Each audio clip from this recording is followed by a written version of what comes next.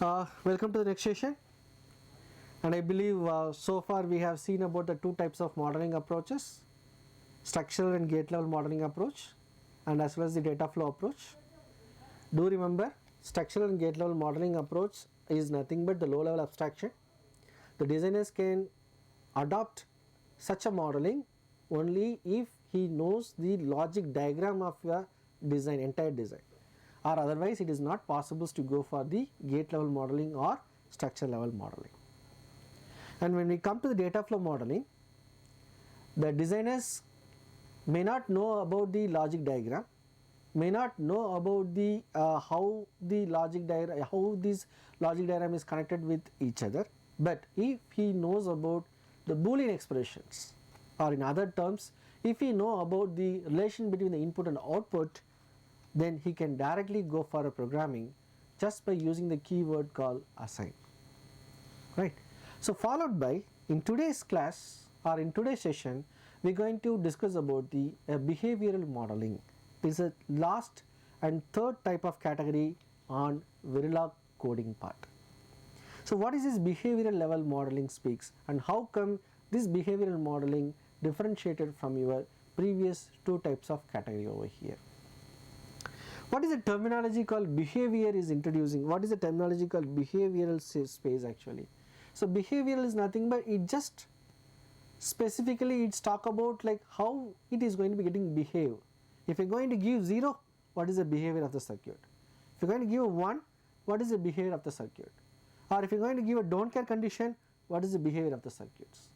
Right? So based on the inputs, how it is going to get behave on the circuit diagram. From where we can get this behavioral? We can get this behavioral through the truth table, right? Through the truth table. We just see that how it is going to be getting differentiated, right? So by just seeing the truth table, we can get an ideology. Okay, if I am going to give input as 0 0, what is the behavior? Or it's producing 0 or 1. Or if I am going to give 1 1, what is the output? Whether it is going to 1 or logic 1 or logic 0.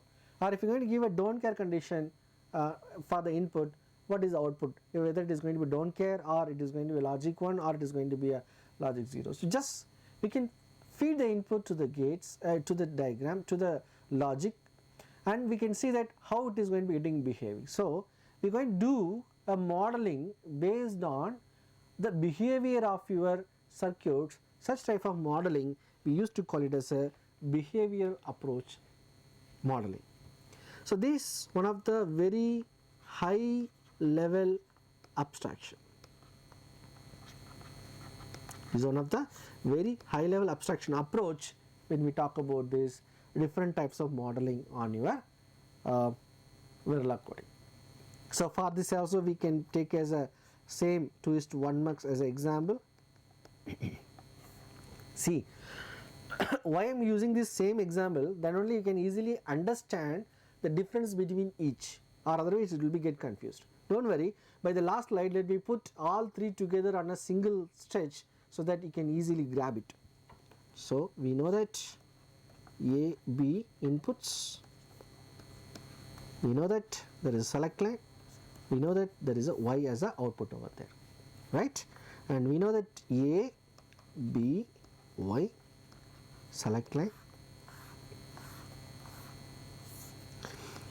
When select bar is available, irrespective of the input of B, we can say A is output. Then select line is 1, irrespective of the input A, B is output, we can say like this. Okay, so this is what we know about it. Right, so with this one, let me start to write your coding part of your Verilog code. We can write behavioral modeling.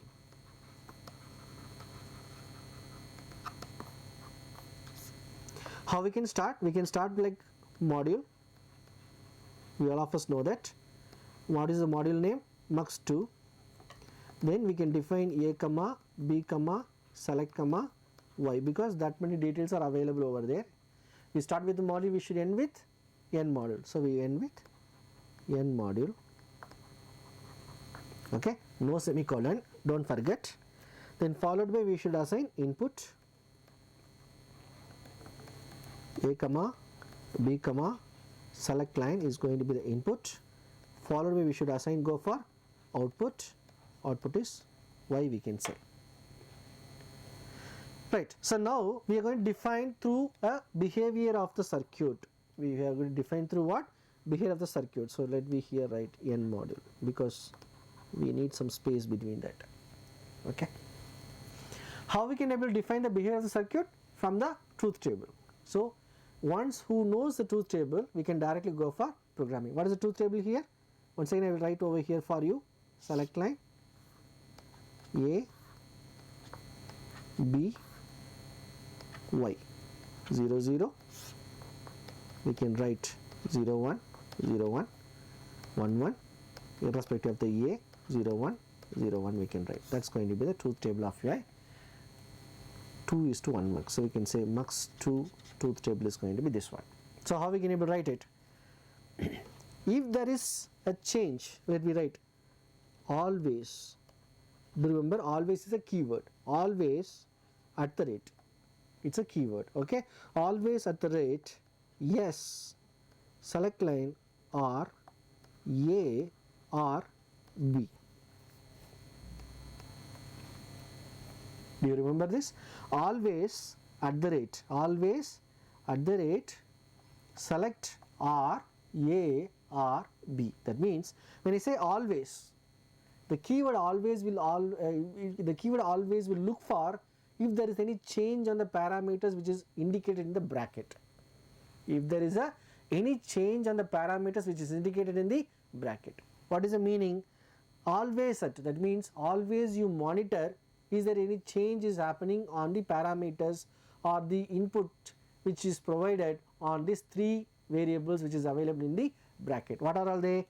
Select A, B. Either, that means either there is a change in the select line or there is a change in the logic of A or in the change in the input of B. That means if select line is changing its logic from logic 0 to logic 1 or 1 to 0, or this A input changing its logic from 1 to 0 or 0 to 1, or if your B changing from logic 1 to 0 either 0 to 1, if any one of these inputs like select A, B, if it changing its logic level from one logic to the another logic, you do follow. That is a meaning.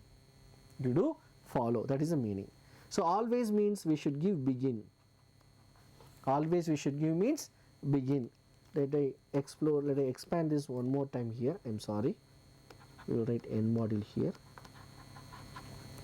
Are you getting my point? When I give always statement, always at statement, in a bracket, we will define some set of variables. So what it will do, it will always monitor the variables if there is any change in the state happening or not. If it is happened, execute the follow. That is the meaning. Accordingly, we given always at select or A or B. That means if any one of these three variables it's changing its state, then we are going to execute the following things. So we can give begin. Once we give begin, that is it is end with the end module, we can write end, begin and end. So between begin and end, what you are going to write? If select line is 0, if select line is 0, accordingly select line is 0, what is output? Output must be A. So we can write that Y is equal to A. Y is equal to A. So whenever there is a change in the select line, or whenever there is a change in the A, or whenever there is change in the B, then it will automatically check whether if S is equal to 0 according to truth table. If S is equal to 0, what is the output? Output must be A. We can write Y is equal to A.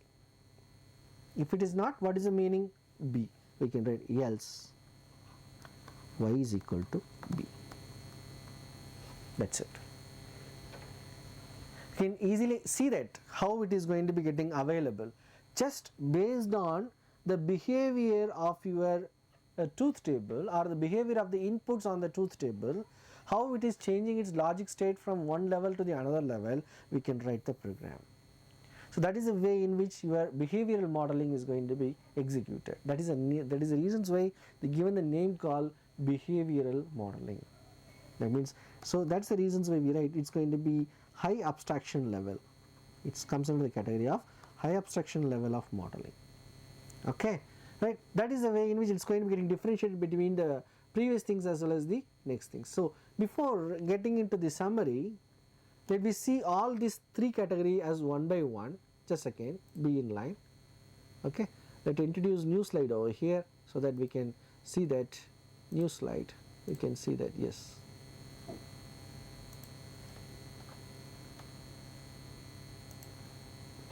Okay, so let me just see this, how it is going to be. Same example, right?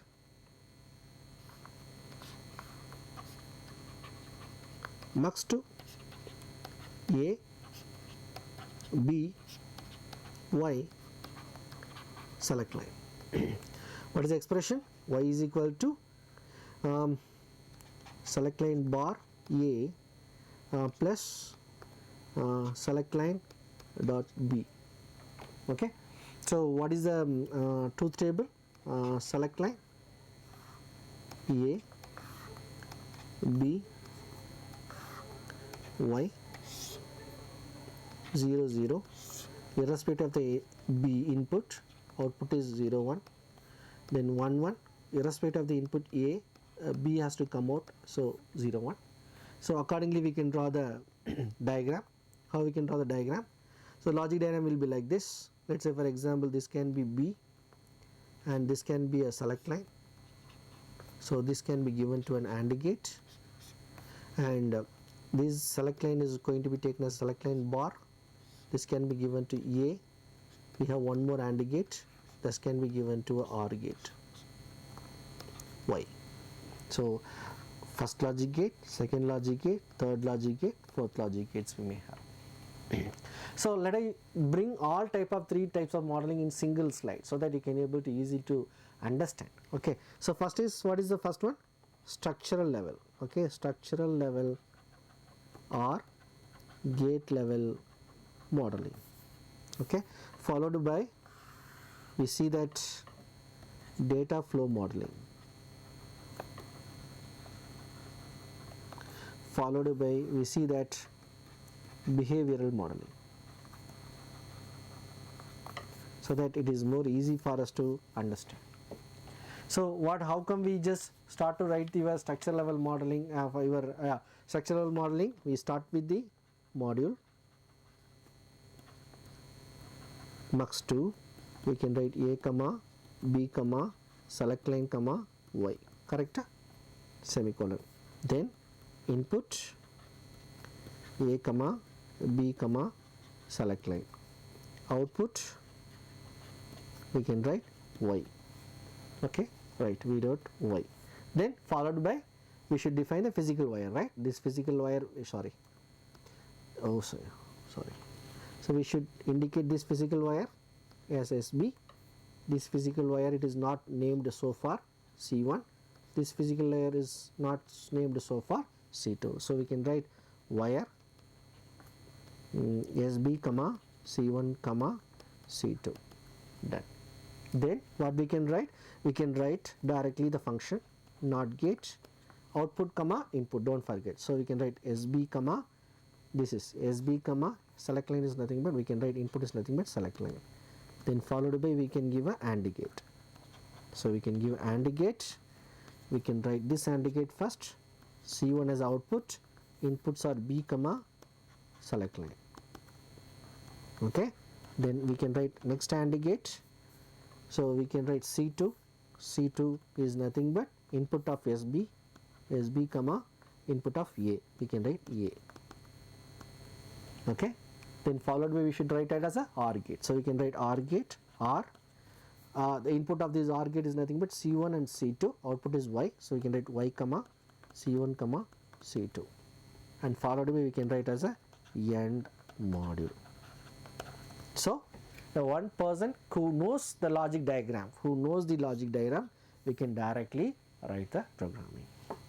So the next is data flow modeling.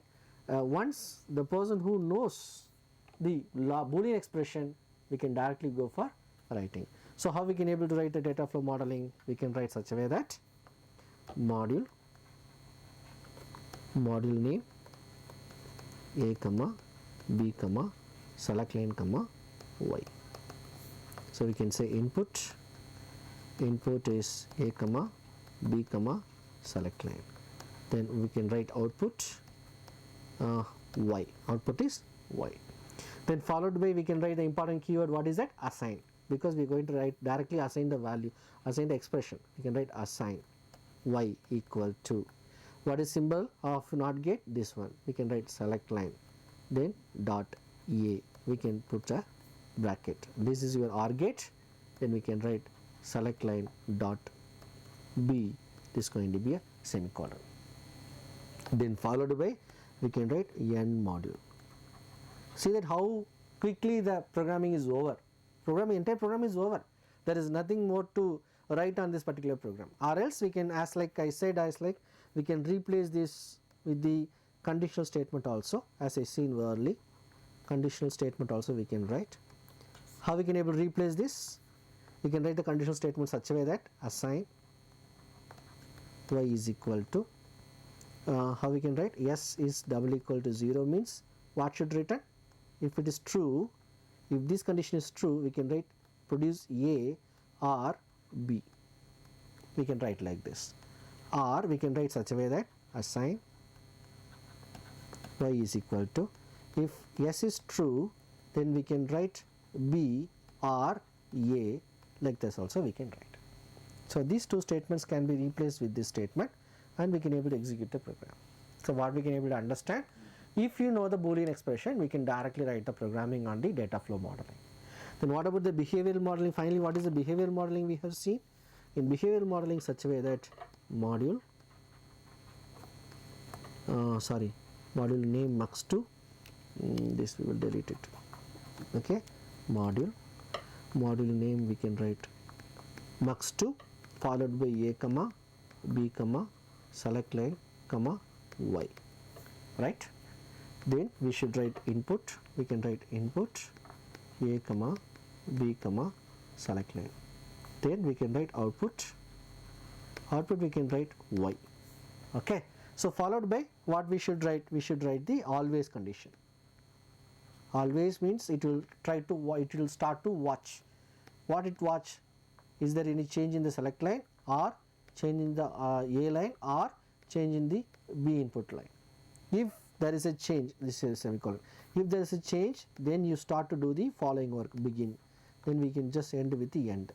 What will check? If select is double equal to 0, check whether select is double equal to 0. There is no semicolon. If, okay, there is no semicolon for that. If it is the case, then we write y is equal to a.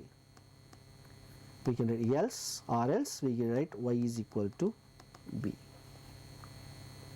Okay, see that how we can able to write. Then we can write with n module.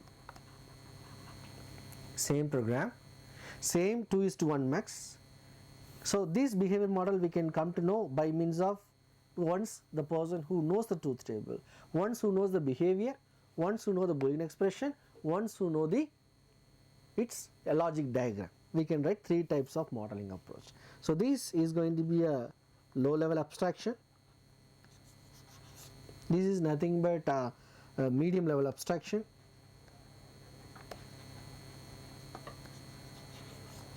This is going to be a high level abstractions, we can say.